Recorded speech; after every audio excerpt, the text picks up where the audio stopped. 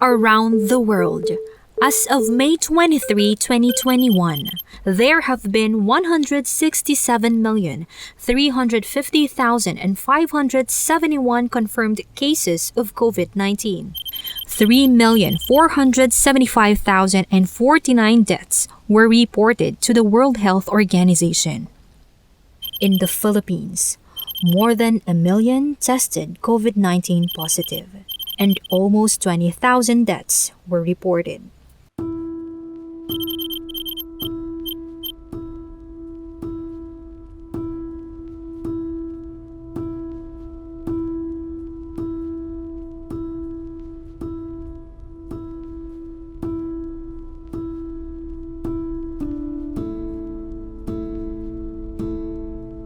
All were affected.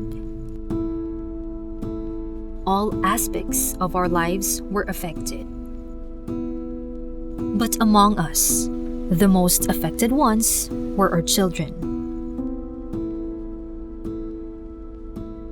Sa Lunes, ipasa na namin eh. Dali, pre, ito. Ito ka kay ate. Alaysa! Dali. Millions of Filipino school children were challenged and or hindered in continuing their studies due to this global health crisis. Their future deemed to uncertainty. Will there be a ray of light? A glimpse of hope to survive, to cope up, to continue learning amidst the COVID-19 pandemic. Nagdeklara na ng state of calamity sa buong bansa si Pangulong Duterte.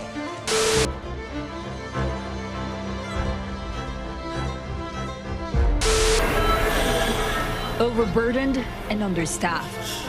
The healthcare system is on the brink of collapse, warn medical workers in the Philippines. President Rodrigo Duterte says the government has heard their pleas.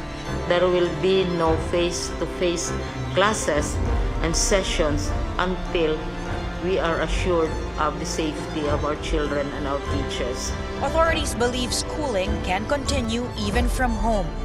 They are implementing distance or remote learning, a method that delivers lessons through various ways, including online, television, radio, and printed materials.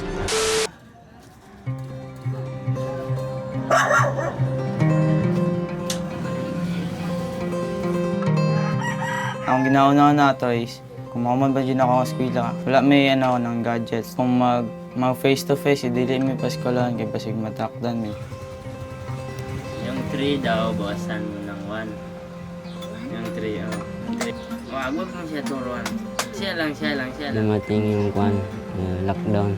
Naisip ko lang na kahit may COVID, mag-aaral pa rin ako para makamit ko ang kinakabukasan ko.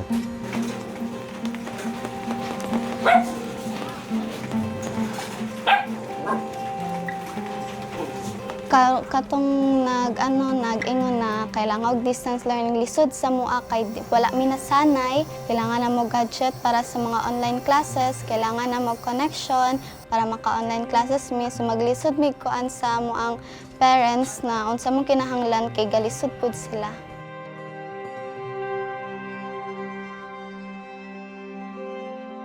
Karong COVID dili kay makaagtog eskwelahan. Kailangan na mag-distance learning.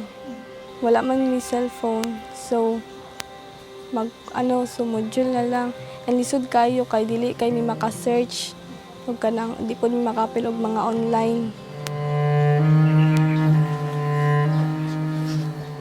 Kuan kanang muragin na. Kuan na lang ko sa akong mama na kailangan jud na makaman ko eskwela kay para makatabang ko sa akong mama. Sa akong igsuon, kung mapa-eskwela po na ako sila.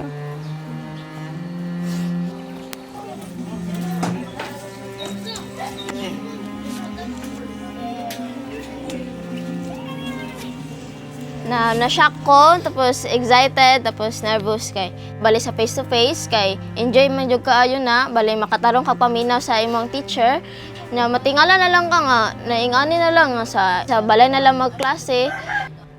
sa akong pag-eskwela, after na ako pag-graduate sa senior high, nagduha-duha ko kung mag-take pa ba kong college ani.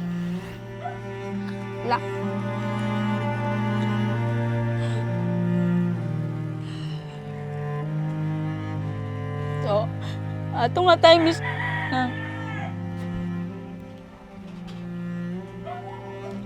kanang grabe dun mig kanang pangita sa kung asa ko makaskwela kay gusto man jud ko maskwela, so nangita din mi kanang mga eskwelahan nga kanang makaya namo. Para mo sa ko ang eskwela is way jud na siya nga makalampos mi ani nga panginabuhia kanang mo asenso pod mi. Poverty had been one of the biggest issues in the most of our Filipino families. And this depressing situation got worse when the COVID-19 pandemic brought risk, scare, and threats that fully affected the economy. Parents who work hard the most for their children's well-being were caught up in their efforts to earn, if not more, but even just enough to feed their children.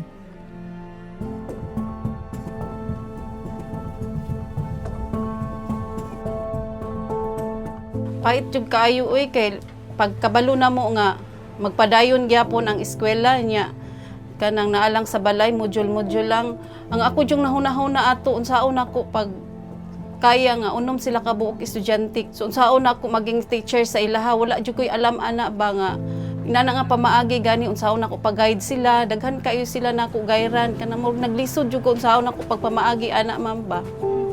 Naabot jud sa time nga nakahuna-huna jud ko kanang dili lang sa gyud sila pa eskwelahon kay mora man gyapon o magpa-eskwela ko sa ilahan alang man gyapon mi sa balay niya dili pud nako makaya nga maging teacher nila. Si Prince noon ako ang mao na siya ang ako ang kuan kanang katuwa nga diri sa balay kanang sa iyang mga manghod magbantay-bantay. Siya porsigido gid siya nga mo eskwela pero sa amo nga as a parent murag nagduha-duha pud mi ba og makapa-eskwela ba mi sa iyaha o unsa ba mi asa ba mi mokuhag kanang source of income nga makapadayon siya pag-eskwela, wala mi kabalo og unsay kanang kinabukasan gani nila nga sa karon nga panahon nga nagpait jud kaayo mi. This is the family Labarca, composed of 6 children, and Prince is the eldest, studying as a junior high school student. Si Prince, porsigido gid siya mo eskwela ba nga makuan pud niya ang iyang kapait gani namo, makita pud niya ba murang maningkamot pud siya nga makahuman siya gani ni anak gani siya sa kuha nga ug dili daw namo siya kaya magpa-eskwela, maningkamot gid daw siya nga mag-eskwela biskan kuan daw kanang mag-working student siya. Kanang gusto na ako maging architect someday. Tapos gusto na ako mapaskwela akong mga mangod, gusto na ako mahuman bitanan, tapos gusto na ako matabangan ng pamilya, magtukod og balay nga sarili na akong hago. Kabuton yun ako paganda kay kanang gusto na ako kanang mas malambo pa among among pamilya na gusto na ako dili na kaniya among puy-an. Just like Prince, another young student dreamed of finishing his studies. He is Imbing Bauding Mamalakat, a 16-year-old Iranun who came from Cotabato province. Pumanaw na ang aking nanay, tapos yung papa ko naman nag-aasawa na ng iba. Nag-aangkin sa akin dun sa probinsya. At inanggin po ako ng tita ko na makapag-aral dito sa Davao City.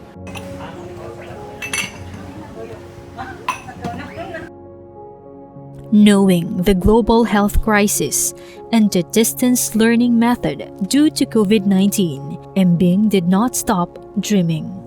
Ang pangarap ko ay maging pulis para makatulong sa iba pang nangangailangan. Naisip ko lang na kahit may COVID, mag-aaral pa rin ako para tuloy-tuloy yung pag-aaral ko.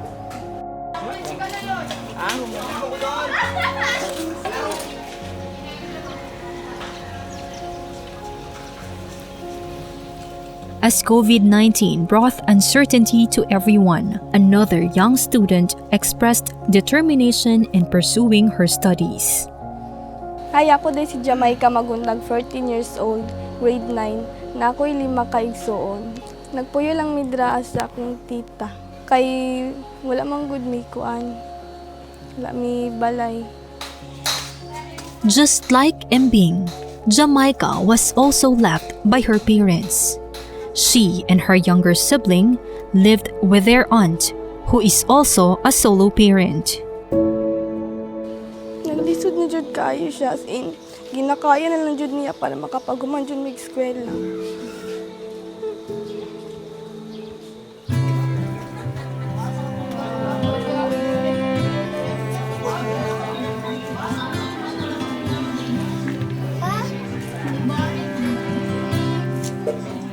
Experiencing the same struggle is another family who's been living poorly.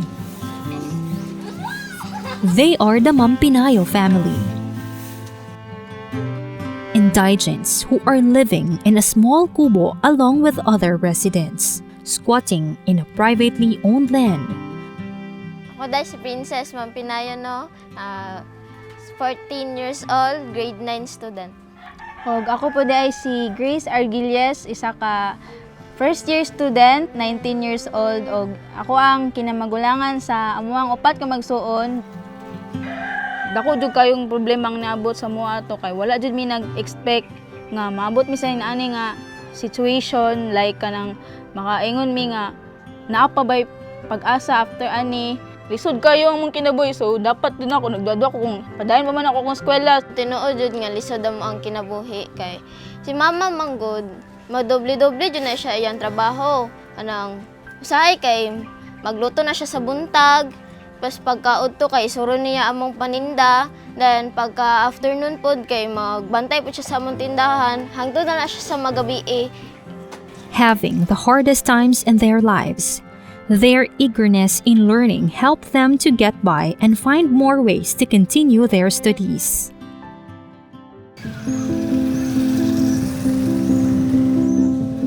Another family is also struggling with poverty.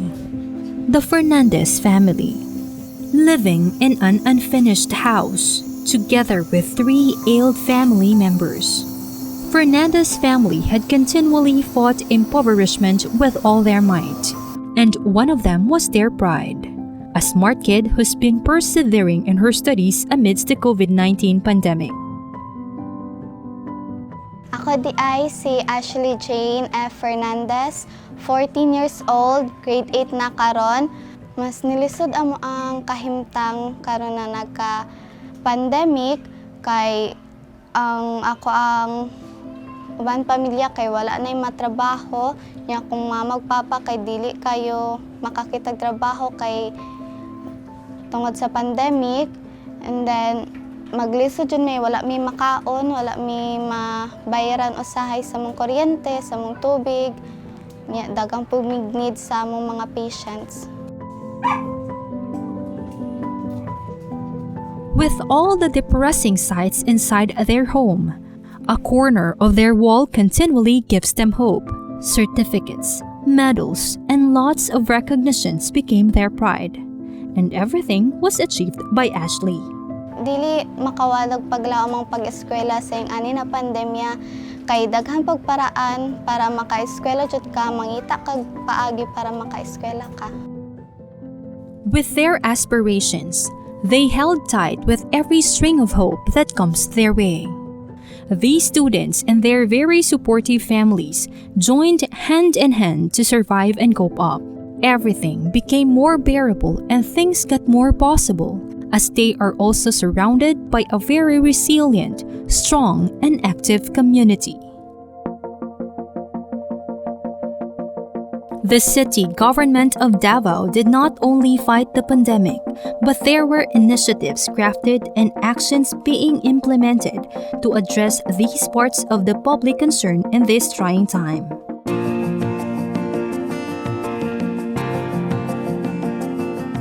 We cannot deny deny that the COVID-19 pandemic has brought about unprecedented repercussions in the different sectors of the community, particularly in the field of education.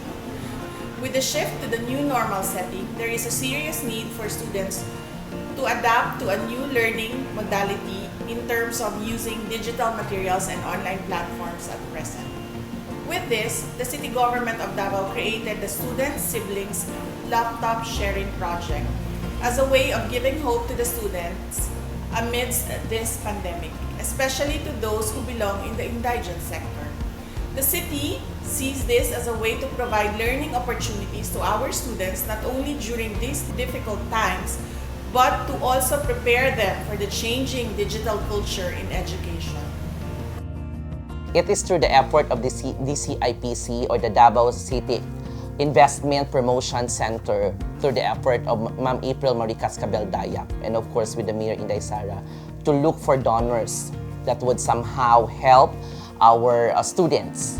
The said project came into reality and fruition with the initiative of the Honorable Mayor Inday Sara Duterte and the sponsorship of the Consulate General of the People's Republic of China in Davao City. The Consulate General of the People's Republic of China has always been a steady partner of the city government of Davao in creating programs and projects aimed at providing better opportunities to the Davaoenos since its inauguration in October 2018. We have always been grateful for their assistance over the years, especially in terms of student exchange programs. And this relationship goes beyond history that was established and nurtured for the best interest of the public's well-being. Thus, bringing strong and immediate support, especially in this trying time of the pandemic. During the pandemic, children here have to stay home and study online. And I was informed that many of the families simply did not have the hardware to support the students for their online education. So our two offices, the Consulate and the city government, jointly work out a plan. We call it a Student Sibling Support Program. And this is actually one part of our Stay Strong Together project. And the Chinese Consulate General donated 310 units of the latest Huawei laptops to the city government, and through the city government to the families. Yes, ma'am. Okay lang po, ma'am. Nasa multiple choice, ma'am. Thankful kayo kay kanang isa ko sa nakadawat sa laptop. Madali na akong pag-eskwela na ako. Na-shock jud ko ato nga. Like wala jud ko nag-expect nga sa kadaghan-daghan sa mga nag-apply, then ma-appeal siya sa mga beneficiary. So syempre ako kanang as ate niya magamit man pud niya, so na happy jud kayo ko niya. Happy pud kayo ako mama ato nga time kay nagbunga ang iyang effort sa iyang pagpaningkamot nga mga kuwag requirements. Atong una kay nagatuk time me, dako kami og oras nga nagamit para lang mag-answer sa module sa computeran og magahiram pod mi og kanang laptop sa lain. Nya pagkaabot sa laptop is thankful jud kayo mi sa Ginoo kay dali ra pod nako ma-answeran ako modules, tapos ma-focus na lang pod nako kay dili kay sawa ka pag sa balay ko mag-answer dili jud sawa. Sunday. Wala Saturday. Sunday. Nag-share mi sa ko igsuon. Kaya ako man nagatabang sa ila. Kung unsaon ni sila sa una ko napagamit bago ako kay ate man ko. Siyempre dati kay wala pay laptop, lisod man jud kayo kay dili jud kay ka maka-search, dili kay ka makapil online class sa una kay wa kay laptop. Karon maka-apil na ka, maka-search na ka. Nakita ng tita ko sa Gipus na mayroon pamigay na laptop. Tapos yun, sumali po kami. Kasi alam ko na magagamit ko sa online class.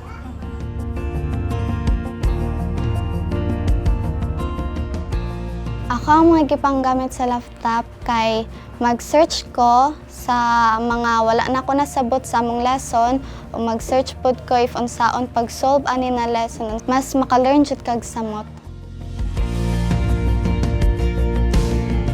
With this great news, Not only the children felt delighted, their parents felt somehow a part of their struggle was eased off. Pagtawag sa ako ang naapil, wala na ko kasabot sa akong gibati, nihilak na ko. Tapos ko, thank you God, kay grabe jud kay kamamuhat sa amo ang kinabuhi sa among pamilya nga. Isa jud mi nga beneficiary sa laptop nga mo jud among kinahanglan sa ako ang mga anak.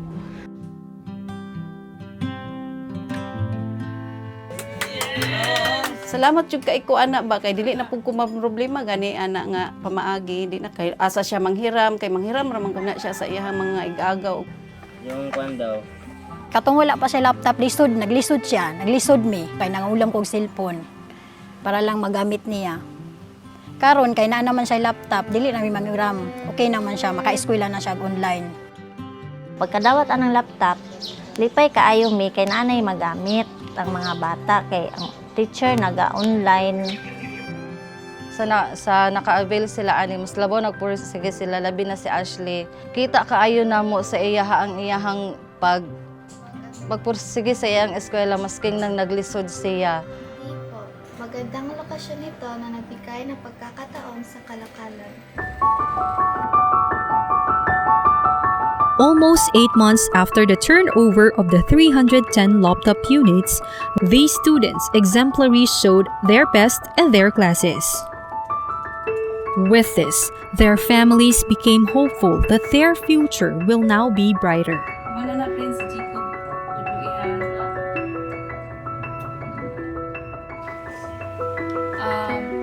Tien In Man means a movie po. Dito, ito man sunog niya. Lagyan mo ng cake.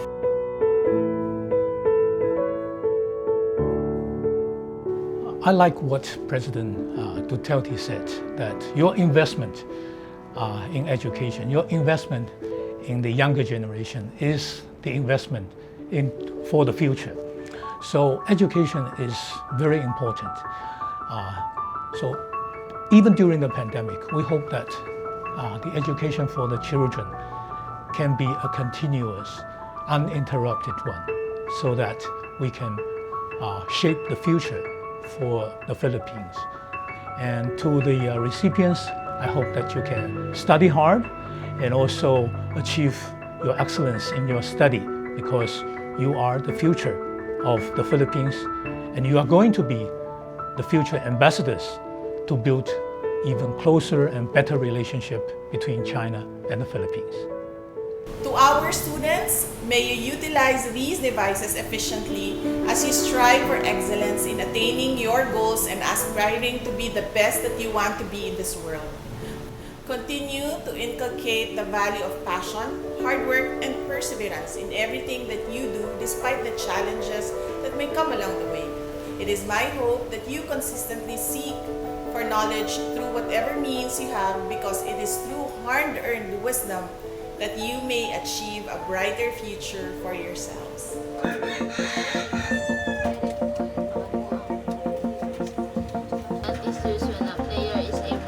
The student siblings laptop project was just one of the many projects planned out by the city government of Davao in partnership with the Consulate General's Office of the People's Republic of China. This may be the start of more upcoming programs dedicated to assisting young Filipino in their studies. Kung matabangan ko nag-eskwela ka na sa pag-college kay disod na kayo siya ng kailangan niyo siya ka ng afford nga ka ng kwarta.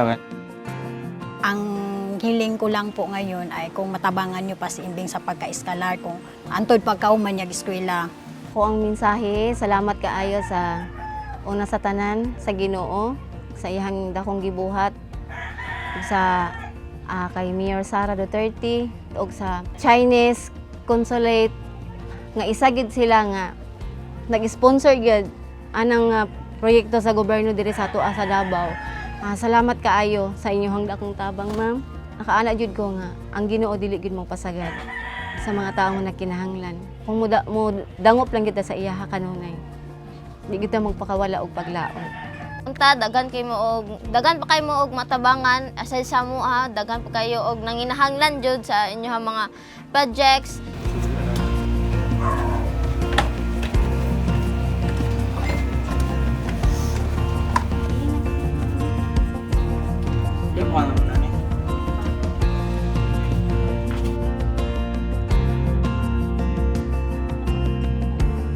With these kinds of support from a very reliable local government and the opportunities that were brought by the Consulate General's Office of the People's Republic of China, the next thing to do for everything to set to place and these families' lives will be alleviated, that these children will do their parts and their parents will continually nurture them to finish their studies.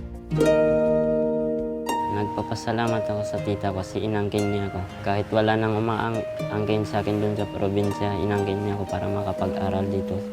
May papangako ko sa kanya makapagtapos lamang ako din sa pag-aaral ko. Ma, and thank you kayo kay maski gingani ta, happy lang Japon kayo ta, tapos nagtinabangay Japon ta ninyo. Maski gingani lang atong kahimtang, nga nagano wala Japon ta na unsa, wala ta nabuwag. Thank you kayo sa imong pag-hard work po sa para matustusan ang among pag-eskwela amid sa karong nga pandemic. Masulti nako sa akong pamilya. Salamat kaayo kay gihimo ninyo tanan para lang maka-eskwela mi. Sige jud mong trabaho para naamoy ma-provide sa mua. Salamat sa inyohang suporta ug salamat sa inyong pagmamahal. Minsan ako papa is kanang mama kanang umanon yun ako akong pag-eskwela, gusto na ko sila tabangan. Ma, kanang thank you kaayo kay kipad ako minimuging anin, then kuan. Kipaskwela minimug tarong, and then maskin ikaw lang isa kay gibuhi jud minim kaming 5. Nakay-promise kay mama? Mag-promise ko na makaman kong eskwela. Kay siya jud akong inspirasyon.